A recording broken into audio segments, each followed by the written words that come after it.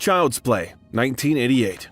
The Chucky movies have a history of receiving criticism for allegedly encouraging violence among young viewers.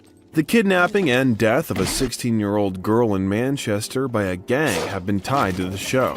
They subjected her to torture, including playing recordings of the gang leader saying, "I'm Chucky. Wanna play?" Tom Holland, who directed the original film, has consistently denied these claims, saying that people who are easily swayed by horror movies are already broken. Child's Play 2, 1990. Additional details about Chucky's history were included in the novelization of the film. It revealed his autistic condition and the bullying he endured because of his mother being a dwarf, and that is where the abuse began for him at home. Chucky's mother was extremely cruel to him. Eventually, Chucky snaps and strangles her, becoming known as the Lakeshore Strangler in the process. Until Chucky 2021, which diverged significantly from the novel in its treatment of his beginnings, none of the sequels did anything to flesh out his history.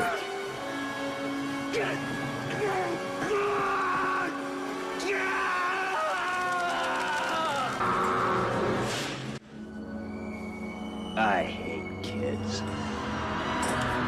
Child's Play 3, 1991. In Great Britain, the movie became the focus of tabloid hysteria, and one newspaper, The Sun, went so far as to call for the destruction of any copies that were already in circulation. Journalists asserted that the video was a motivating factor in the killing of James Bulger, who was only 2 years old at the time, by two boys aged 10, although it was later proven that neither of the boys had actually watched this film. Nothing like a strangulation to get the circulation going. Bride of Chucky, 1998. Tiffany claims she dated Chucky for years and thought he intended to marry her after discovering a diamond ring in his apartment after he died. Chucky later confesses to Tiffany that he took the ring from a woman he murdered and never intended to marry her. According to the film, he was simply selfish and never considered a domestic life. However, a later film reveals that there was another reason. Chucky was actually in love with another woman at the moment he died. Seed of Chucky, 2004. The floor manager's first line, "Hey, Tiffany's left arm is loose again," and the arm's subsequent grabbing of his crotch is revealed in the DVD commentary for Bride of Chucky 1998 as an inside joke. Jennifer Tilly says that Chucky's left arm would touch her breasts throughout filming, and to be completely honest, we're not that surprised. This is one of the less disturbing things you'd expect Chucky to do. Nobody leaves me. Nobody.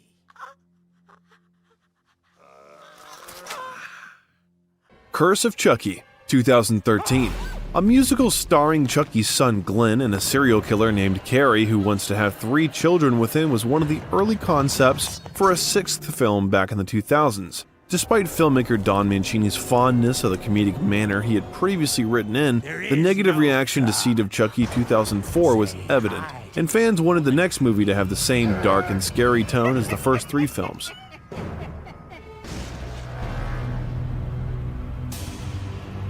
Cult of Chucky, 2017. The full film was leaked on Twitter and YouTube 2 weeks before its official release. Don Mancini responded to the leak on Twitter, writing, "To the geniuses who leaked Cult of Chucky and tweeted about it, congrats. Not only are you terrible people, now Universal lawyers know who you are." Alex Vincent said he didn't see the point because the film would be readily available on streaming services like Netflix, so the leakers didn't actually achieve much here.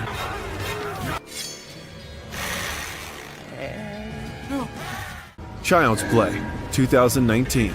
Todd Masters adored the script and realized that in order to carry out the story's events, he would need to create a variety of dolls. Masters began by researching what Kevin Yeager had done with the first Chucky films. "We really wanted it to be a practical, physical, touch-the-doll kind of movie," Todd says of the film. The benefit to using practical effects was obvious. As a result, an army of Chucky dolls and puppets would go on to be assembled. Chucky TV series, 2021.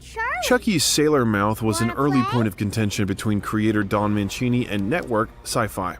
He claimed that having the cast be able to use the F-bomb 8 to 10 times every episode without fear of censorship was essential to the show's tone, with Sci-Fi eventually agreeing to this. It won't surprise you to know that the diminutive murder uses up the vast majority of them. It gets better after the first episode, as every previously on is typically the first one of the episode to set the mood. Here's Chucky.